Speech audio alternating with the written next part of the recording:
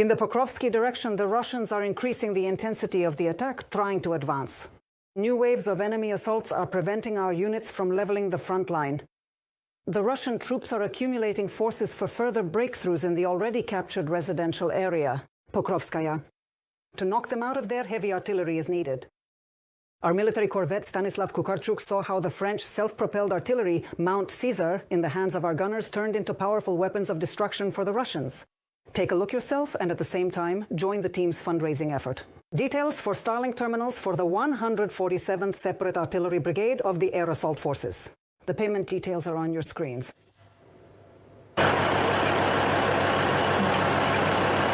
So, after refueling the vehicle, the gunners of the 147th Artillery Brigade head out to their position. The cannon operates within the range of enemy drones, so it's necessary to keep moving. When drone activity is at its lowest, although the danger now is not only in the sky but also on the ground.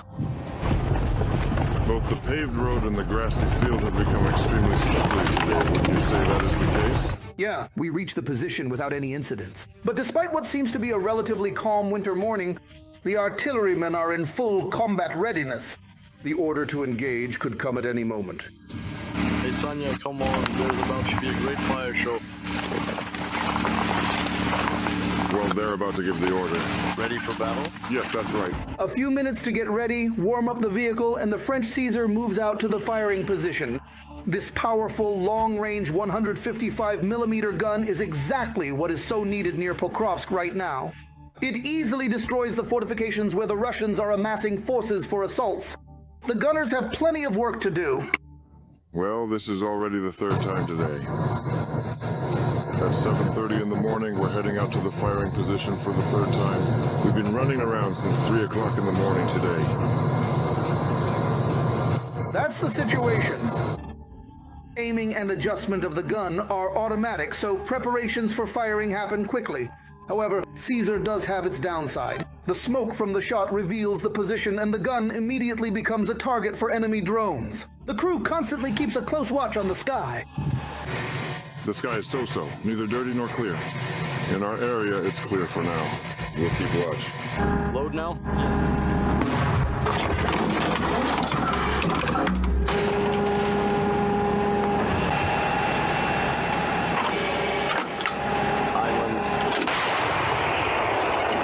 Despite its high level of automation, Caesar still requires direct human hands. The artillerymen load the shells and powder charges by hand. This requires considerable physical strength. Mikhailo has been at the front since 2017. He jokes that such a long service doesn't do much for your health. Each shell weighs nearly 50 kilograms, and with a bad back, it's not easy for him to load the gun. That's why sometimes his comrades help him out.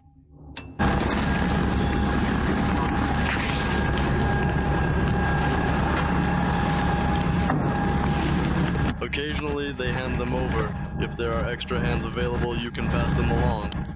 But that is only onto the platform. You still have to throw everything in here by yourself. To secure it. That is right. Yes, are they all fully loaded up right now? Yes.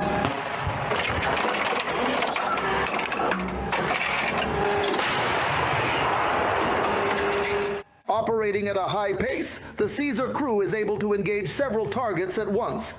The system re-aims instantly and with precision, so the commander can change priority targets in real time. We've raised the gun higher, shifting fire, moving on. That will be at a distance of about 24 to 26. What does that mean? Is the target moving, or is it a new one? A different target has appeared. We've changed the angle and changed the position. Without a threat from the sky, the crew works to maximize casualties against enemy infantry and destroy fortifications. When ordered to take cover, the soldiers quickly finish up. And for good reason, the enemy is constantly searching for our heavy artillery. The guys had literally just finished their work when a Russian reconnaissance drone appeared around the position. We carefully attempt to stay hidden in order to avoid falling into its direct line of sight.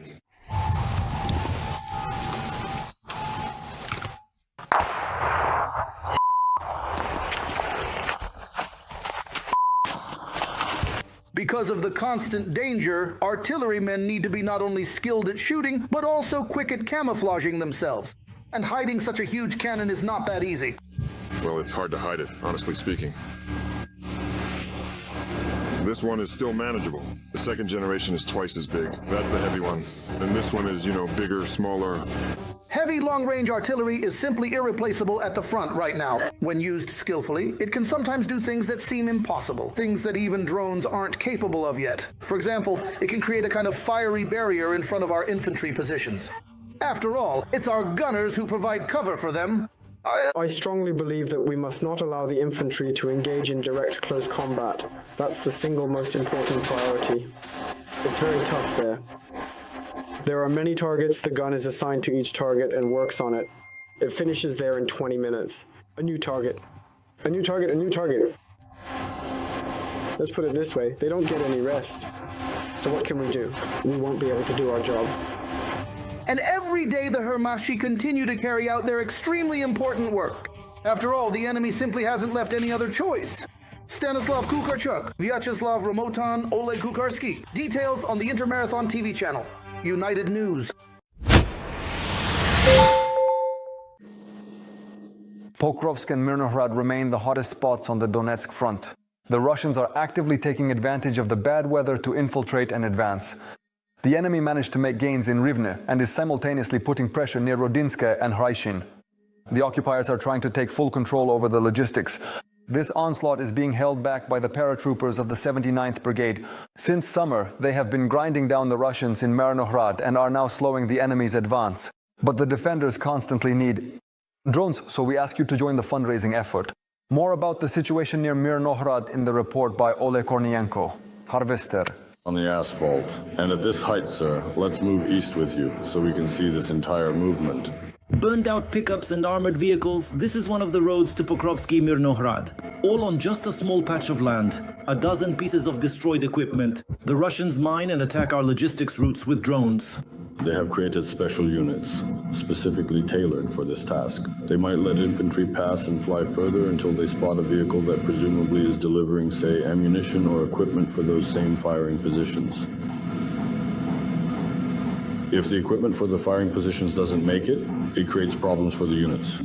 Enemy drones, what we see is that the sky is extremely oversaturated. Oversaturated specifically with enemy assets. As for the available drones present, there are more than 10 or 11 in the air at the same time throughout the entire area. But that's only what we can see, only what we can record. Despite the morning fog, our drones are also in the sky. The operators are scanning and carefully inspecting under every tree, bush and ruined building to make sure the enemy doesn't use the bad weather to slip through. Yes. Every time we fly out, we have to detect and search for where something might have been dropped, where the enemy could have entrenched themselves. At the same time, another operator is rushing to the tree line, where last night it was recorded that a large enemy drone dropped a package there. Most likely the occupiers are hiding in a dugout among the trees. There it is. It is falling down right now. And somehow or another, it's coming down. Ah, that's it. Whose wing is that? It's just below the wing.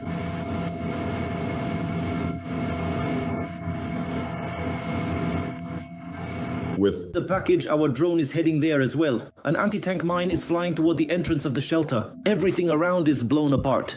Meanwhile, another of our waiting drones is already flying toward Mirnohrad.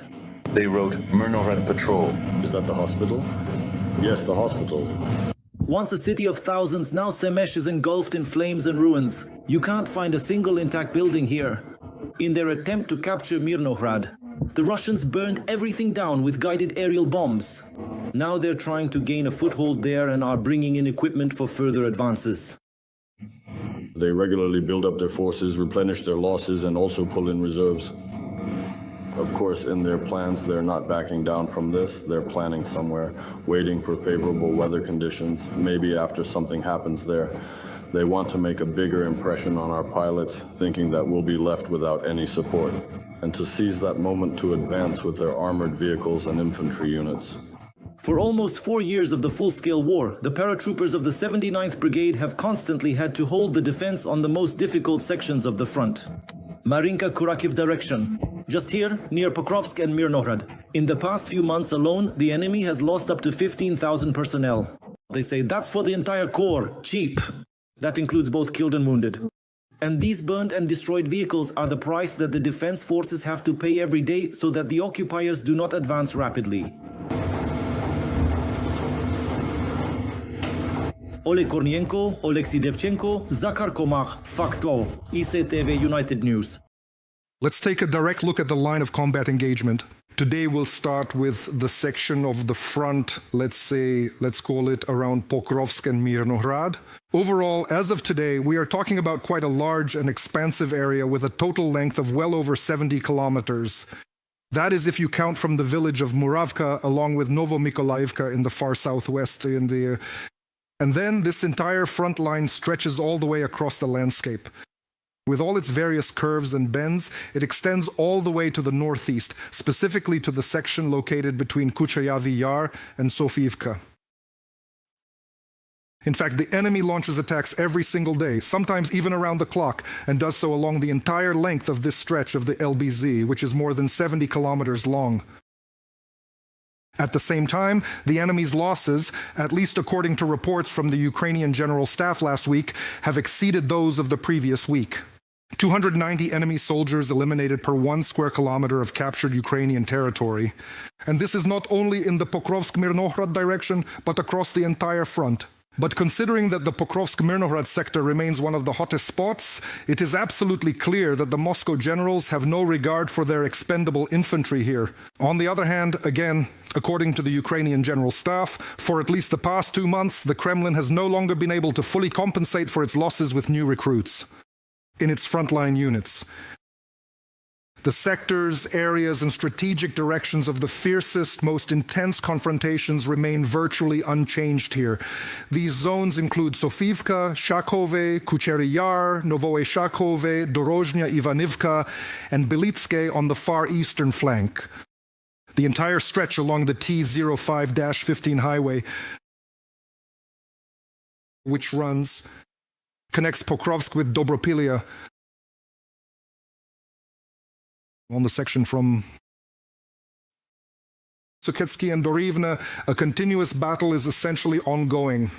It is particularly important and worth noting separately that the confrontation is currently taking place across virtually the entire geographical territory of Rodinsky. As of today, this includes the southwestern outskirts of Lyman. And it should be specifically noted and emphasized, at least according to the official reports coming directly from our military headquarters, that in Mirnohrad itself, particularly in its northwestern part and around the northern outskirts of Svitla, clashes are still ongoing.